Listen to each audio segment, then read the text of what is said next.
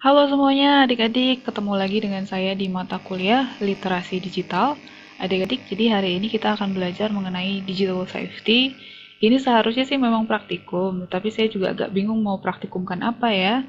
Tapi at least mungkin mudah-mudahan dari apapun yang saya sampaikan hari ini, adik-adik bisa ada sedikit pemahaman lebih dalam mengenai digital safety dan bisa mempraktekannya sendiri di rumah nanti ya, tips-tips yang saya bawakan. Jadi, adik-adik, digital safety itu kalau dalam bahasa Indonesia artinya adalah keamanan digital. Mungkin kalau sekarang dengan dulu beda ya. Kalau mungkin dulu waktu saya masih kecil, digital safety itu belum terlalu digaung-gaungkan. Karena apa? Karena belum terlalu kita itu terekspos dengan dunia online ya, Dede. Nah, sekarang dunia online ada selalu di genggaman tangan ya, Dede. Dan dunia ini adalah dunia yang rentan sekali pengamanannya kalau kita tidak tahu caranya gitu. Jadi penting sekali Dede ya. Jadi adik-adik, materi kita hari ini itu sebetulnya saya ambil semuanya dari sebuah modul dari Kementerian Komunikasi dan Informatika yang judulnya adalah modul aman bermedia digital. Nah, jadi adik-adik kalau misalnya mau download atau mau baca sendiri, sangat-sangat dipersilahkan. Ini saya kasih link downloadnya. Ini semua adalah buku-buku dari Menkominfo ya, gratis. Jadi adik-adik memang programnya kementerian itu untuk meliterasi kita tentang digital ya, supaya aman kita semua ya. Nah, adik-adik langsung nih saya biar tidak berlama-lama, apa sih digital safety? Jadi kalau kata buku yang tadi saya rujuk, digital safety ini adalah kemampuan individu dalam mengenali, mempolakan, menerapkan, menganalisis, dan meningkatkan kesadaran terhadap keamanan digital dalam kehidupan sehari-hari. Jadi intinya adalah tentang kesadaran tentang keamanan digital dalam kehidupan sehari-hari ya deh ya. Jadi kita semua, apalagi akademisi seperti kita ya, harus tahu tentang itu ya. Dan bahkan mungkin dianjurkan untuk juga mengajarkan ini kepada orang-orang di sekitar kita nanti gitu. Nah, jadi adik-adik, dalam topik ini kita akan bahas 4 subbab ya. Jadi yang pertama adalah tentang pengamanan perangkat digital, perangkatnya kita yang kita pakai itu, kemudian pengamanan identitas digitalnya, kemudian tentang waspada penipuan digital, kemudian bagaimana kita sadar tentang rekam jejak digital kita di dunia internet, di dunia online gitu ya. Oke, yang pertama adik-adik tentang pengamanan perangkat digital. Ini mungkin adik-adik sudah paham ya, sudah melakukan setiap hari sebetulnya. Jadi perangkat itu ada yang perangkat keras adik-adik ya, seperti misalnya handphone kalian, laptop kalian, begitu ya. Itu adalah perangkat keras yang bisa kalian pegang gitu ya. Nah, untuk proteksi perangkat keras, mungkin adik-adik juga sudah menggunakan ada kata sandi, ada fingerprint ya, kalau HP-nya ada fingerprintnya, ada face authentication, dan lain-lain. Ada juga yang menggunakan pola-pola ya, kalau untuk membuka HP begitu. Nah, kalau perangkat lunak, adik-adik, ada beberapa yang bisa kita gunakan, mungkin adik-adik sudah pernah menggunakan, ada Find My Device, jadi ini aplikasi untuk mengetahui di mana device kita berada, begitu ya. Kemudian ada backup data, backupnya dalam bentuk apapun, adik-adik bisa ke cloud ya, atau ke Google Drive, atau ke mana itu ya, pokoknya penyimpanan yang ada berbasis cloud, begitu. Kemudian adik-adik juga pasti sudah pakai antivirus ya, karena virus itu bisa berbahaya untuk perangkat lunaknya kita. Kemudian ada yang namanya enkripsi full disk adik-adik. Enkripsi itu apa? Enkripsi itu adalah perlindungan ya adik-adik ya. Kalau bahasa simpelnya adalah password. Jadi bukan cuma komputer Anda yang di-passwordin ya adik sebelum dibuka, tapi juga disknya Anda. Dienkripsi ya adik-adik supaya tidak semua orang bisa membuka disknya kalian. Kemudian ada yang namanya shredder atau data shredder ya. Jadi adik-adik, kalau misalnya adik-adik mendelete sebuah data, itu sebetulnya dia masih ada di situ loh adik-adik, masih bisa di recovery. Jadi kalau adik-adik ingin betul-betul mendelete data, betul-betul mendelete supaya tidak ada orang yang pegang itu data, maka adik-adik harus menggunakan aplikasi-aplikasi shredder ya, supaya delete-nya clean begitu. Next, tentang pengamanan identitas digital adik-adik. Nah, kalau kata buku yang barusan saya sebutkan, data pribadi itu ada yang disebut dengan data pribadi umum, ada yang disebut dengan data pribadi khusus. Kalau yang umum kan nama, jenis kelamin, oke, itu orang berhak tahu, sebetulnya nggak apa-apa ya. Kewarganegaraan, agama, tapi yang sensitif ini ada di tanggal lahir, pekerjaan, alamat rumah, email juga kadang-kadang ya. Karena kalau email disebarluaskan juga sebetulnya akan banyak spam nanti yang masuk begitu ya. Nomor telepon itu sebetulnya perlu kita lindungi juga Dede ya.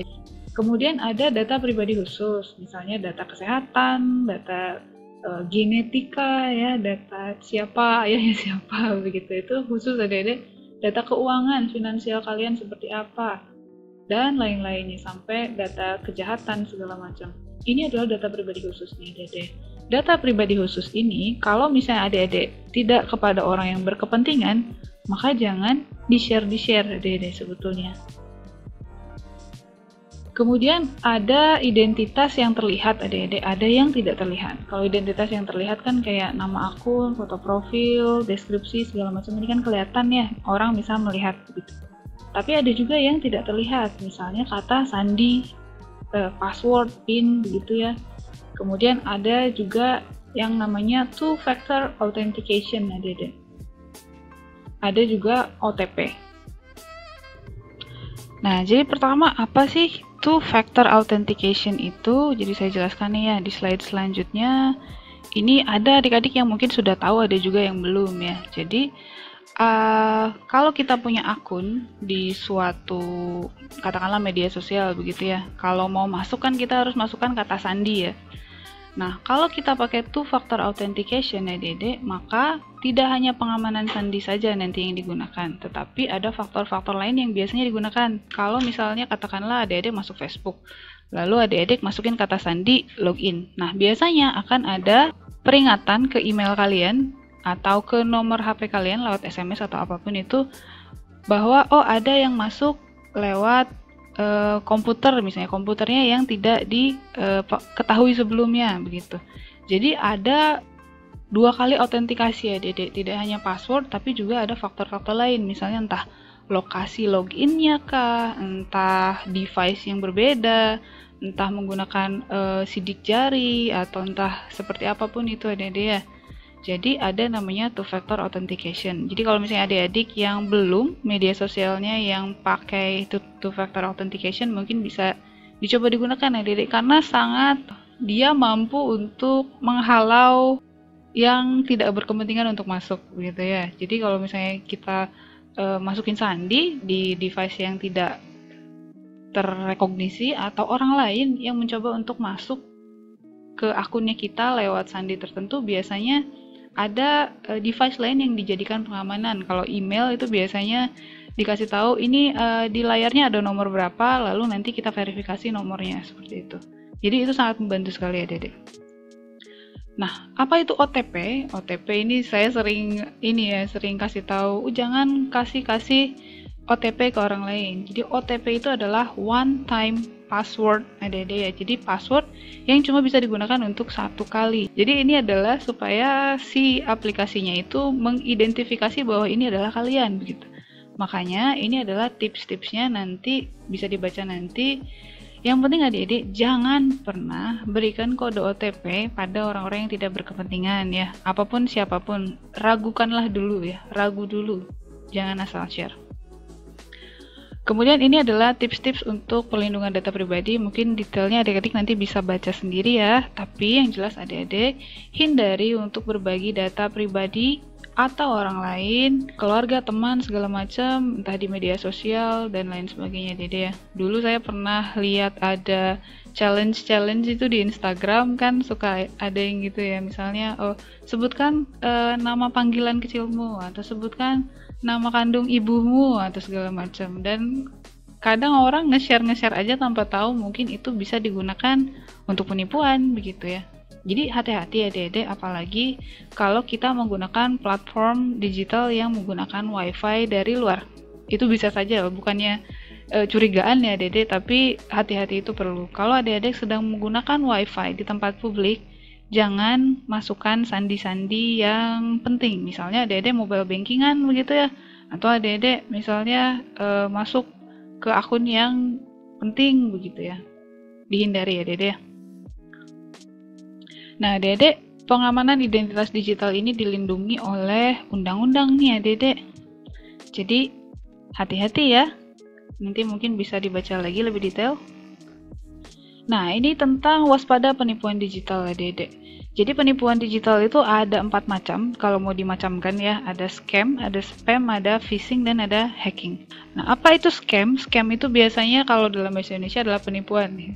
Penipuannya dalam bentuk cerita, skema begitu ya. Misalnya adik-adik mungkin pernah ada yang nelpon, oh tolong saya ibu kamu lagi di rumah sakit, atau ini ada saudara kamu kecelakaan, segala macam, minta uang untuk ambulans, bla bla bla. Itu namanya adalah scam adik-adik. Jadi ada jalan ceritanya begitu ya, pura-pura begitu ya, menggunakan sebetulnya detail-detail pribadi. Misalnya kalau dia tahu nama paman kita siapa, atau nama ayah kita siapa, atau nama ibu kita siapa, itu bisa digunakan untuk scamming adik-adik, hati-hati ya. Kemudian ada lagi spam. Spam itu adalah jadi ada pesan-pesan elektronik secara bertubi-tubi ke email kita lah, entah ke SMS lah, atau bisa lewat telepon adik-adik ya. Jadi spam ini sebetulnya bentuknya banyaknya iklan sih ya, iklan, tapi ada juga loh spam yang mengandung malware ya. Jadi kalau adik-adik misalnya ada SMS, ada linknya, atau email ada linknya, itu jangan sekali-kali diklik ya adik-adik ya. Itu bisa kemudian menjadi malware yang nantinya merusak sistem kita ya, atau mencuri data pribadi kita. Kemudian ada phishing adik-adik ya. Jadi phishing ini adalah cara untuk mendapatkan informasi dari seseorang, data-data pribadi kita gitu ya. Entah itu mungkin pada akhirnya adalah data-data finansial seperti nomor kartu kredit misalnya, atau rekeningnya apa. Nah kalau phishing ini biasanya yang melakukan itu pura-pura untuk menjadi suatu otoritas ya, atau pihak-pihak yang berwenang gitu. Jadi kita akan mengikuti apa yang disampaikan begitu ya. Misalnya, oh Pak saya dari Bank BRI, Bapak kartunya macet apa segala macam begitu ya. Oh saya dari kementerian apa, ingin bla bla bla, mohon konfirmasi nomor akun ininya berapa begitu ya. Itu harus hati-hati ya Dede ya. Biasanya memang dia berusaha untuk seperti meyakinkan ya, misalnya dia emailnya nih kirimannya seperti ini nih, kelihatannya seperti beneran ya padahal bukan gitu. Terus dia punya websitenya niat banget begitu ya, kadang kita ngecek loh, oh niat gitu ya. Kemudian ada lagi hacking ya Dede ya. Kalau hacking ini memang biasanya digunakan untuk mencari kelemahan dari sebuah sistem komputer ya, masuk ke dalam sistem komputernya seseorang gitu ya. Itu untuk mendapatkan data atau untuk memanipulasi segala macam. Jadi hacking ini biasanya dilakukan untuk situs atau sistem komputer yang besar-besar adik-adik. Misalnya punyanya pemerintah, punyanya Kementerian Pertahanan, atau misalnya punyanya kepolisian, perusahaan, perbankan gitu. Karena memang effort untuk hacking ini memang tidak mudah adik-adik. Jadi kalau misalnya cuma untuk sistem pribadi atau komputer pribadi itu kayaknya kurang kerjaan begitu. Ini nih contohnya adalah hacker ketika pilkada katanya di KPU. Itu kan memang bisa sangat berdampak ya Dede ya, entah dengan tujuan apapun itu. Nah Dede waspada bahwa penipuan digital ini masuk hukum pidana Dede. Jadi hukum di Indonesia itu ada 2 jenis Dede, ada hukum pidana, ada hukum perdata. Kalau hukum pidana adalah urusannya si pelaku dengan negara sebetulnya ya. Jadi meskipun si korbannya ini tidak melaporkan, tetapi dia akan tetap dipidana Dede. Nah kalau hukum perdata ini adalah hubungan antara orang ke orang. Jadi kalau misalnya si orang yang jadi korban itu tidak menuntut, maka orang ini tidak jadi kena hukum perdata begitu. Nah, kalau penipuan digital itu masuknya ke hukum pidana, Dede. Langsung pemerintah turun tangan ya. Negara ini turun tangan untuk menghukum penipuan digital. Jadi, katanya paling lama penjara 12 tahun, paling banyak denda 12 miliar rupiah, gitu. Nah, adik-adik, Indonesia ini sebetulnya sudah punya sistem untuk pelaporan ya, Dede ya. Pelaporan terkait apapun permasalahannya, adik-adik. Jadi misalnya nih adik-adik ada ditipu orang, misalnya nggak tahu mau harus lapor kemana gitu, nggak paham ya. Jadi adik-adik bisa masuk sini aja, www.lapor.go.id. Nanti adik-adik bisa ceritakan masalahnya seperti apa, kemudian biasanya diteruskan ke instansi-instansi kementerian, ke lembaga, atau ke mana terkait laporan tersebut begitu. Dan ini juga bukan cuma soal kriminalitas adik-adik, misalnya adik-adik tidak puas dengan kinerja badan tertentu atau dinas tertentu atau lembaga tertentu, itu bisa dilaporkan ke situ juga. Jadi adik-adik melihat kayak, oh ada indikasi tindakan korupsi, misalnya segala macam, itu bisa dilaporkan. Bahkan saya aja bisa adik-adik laporkan sebetulnya, misalnya saya melakukan tindakan-tindakan yang tidak menyenangkan, mungkin adik-adik tidak menyukai, bisa aja adik-adik laporkan begitu ya. Nanti terkait konsekuensinya seperti apa, itu nanti akan ada instansi terkait yang menindaklanjuti laporan adik-adik. Kemudian adik-adik yang terakhir adalah tentang melindungi rekam jejak digital. Jadi adik-adik harus paham bahwa rekam jejak digital, sekali lagi adik-adik, itu sulit sekali untuk dihilangkan ya. Jadi yang ditinggalkan sama adik-adik di dunia digital, di dunia internet ini apa aja kira-kira? Jadi yang pertama adalah riwayat pencarian adik-adik ya, search history. Kemudian pesan-pesan atau video atau foto, atau meskipun kalian tidak mengupload sendiri, video atau foto yang di-tag ke kalian itu masih akan ada. Kemudian lokasi-lokasi yang pernah adik-adik kunjungi. Kemudian interaksi sosial, misalnya pernah nge-like si ini, pernah komen si ini, pernah nge-retweet ini, segala macam, itu akan terekam adik-adik. Kemudian riwayat pencarian, termasuk kalau adik-adik masuk ke dalam incognito mode ya, itu masih akan tetap ada adik-adik jejaknya. Kemudian cookies-cookies yang adik-adik setujui juga akan ada jejaknya. Nah, katanya adik-adik orang-orang itu sebetulnya sering sekali mengumbar data pribadi, katanya gitu ya. Jadi apa saja data-data yang diumbar kita sebetulnya ya, saya juga masih nama asli mereka, foto, kemudian tanggal lahir, nama sekolah, di mana mereka tinggal, pernah tinggal, begitu ya, ada kan ya. Kemudian alamat email sampai ke nomor telepon adik-adik, banyak sekali yang share ternyata. Dan data-data ini sebetulnya bila digunakan oleh orang-orang yang tidak bertanggung jawab, itu bisa merugikan kita sebetulnya. Nah, jadi adik-adik hati-hati, misalnya adik-adik punya Facebook, tapi sebetulnya sih generasi Z sekarang agak lebih private ya dibandingkan dengan generasi saya dulu. Ketika ketemu pertama Facebook ya, langsung diisi apa aja yang mau diisi, sampai dulu pernah tinggal di mana, sekolah di mana, segala macam, sampai kesukaannya apa, bla bla bla, itu diisi semua di Facebook. Itu adalah sebetulnya kalau sekarang jadi tindakan yang reckless. Jadi mohon untuk berhati-hati. Ini adalah tips-tips dari Indonesia Baik untuk melindungi jejak digital kita yang nantinya bisa menjadi bom ranjau, Dede. Sampai sekarang pun saya masih seperti misalnya, saya pernah posting ini, sebetulnya tidak baik, gitu ya. Saya berusaha untuk memperbaiki apa dulu-dulu yang pernah saya postingnya, karena saya pernah muda juga, masih muda juga dan masih belajar. Tapi intinya adik-adik, berusahakan dari sekarang jangan mengumbar data pribadi di media sosial. Apalagi dokumen-dokumen resmi seperti KTP, paspor, KK, buku nikah, segala macam ya. Jangan, itu berbahaya adik-adik bila digunakan oleh pihak-pihak yang tidak bertanggung jawab. Nah, segitu saja adik-adik materi kita hari ini. Sebetulnya tidak banyak, tapi saya harap adik-adik bisa mengambil sesuatu dari yang saya sampaikan tadi dan bisa diimplementasikan dalam kehidupan sehari-hari. Saya juga sebetulnya masih belajar adik-adik.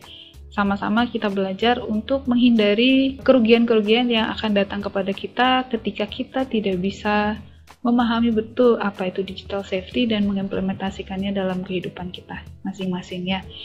Saya ucapkan terima kasih. Bye-bye.